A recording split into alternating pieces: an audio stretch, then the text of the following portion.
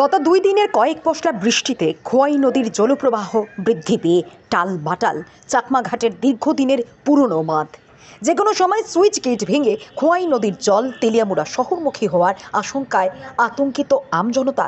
বৃহস্পতিবার বৃষ্টির পর চাকমাঘাট বাঁধের 7টি লোহার সুইচ গেটের মধ্যে 6 নম্বর গেটটি অতিরিক্ত জলের চাপে বাঁকা হয়ে প্রায় ড্যামেজ হয়ে গেছে।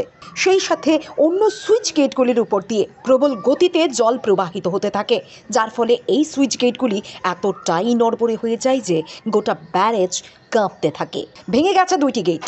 স্থানীয় মানুষের আশঙ্কা, অনতি বিলম্বে ব্যারেজ নিয়ে ইতিবাচক সিদ্ধান্ত গ্রহণ না করলে এবং মেরামতের ব্যবস্থা না করলে যে কোনো সময়ই ঘটে যেতে পারে বড়সড় দুর্ঘটনা। কালকে এটা ওই তোমার বৃষ্টি হয়েছিল আর কি, বৃষ্টি হয়েছে পর থেকে এটা উঠতে দিয়া পুরা জল আয় পড়ছে আর 2টা গেট ভেঙে গেছে গা, ওই সামনে 2টা গেট ভেঙে গেছে গা পুরা।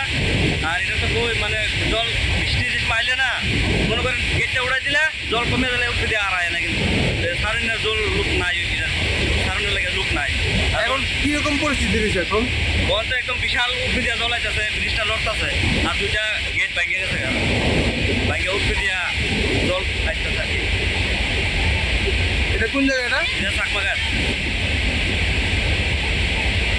বৃষ্টি হওয়ার পরে গেটের উপরে জ্বলাইছে, গেটের উপরে জল হওয়ার পরে গেট পুরো ইলে আজ থেকে আরো 12 বছর আগে 6 নম্বর গেট এরকম হইয়া ভেঙে গেছে গা, পুরো একদম ড্যামেজ আছে।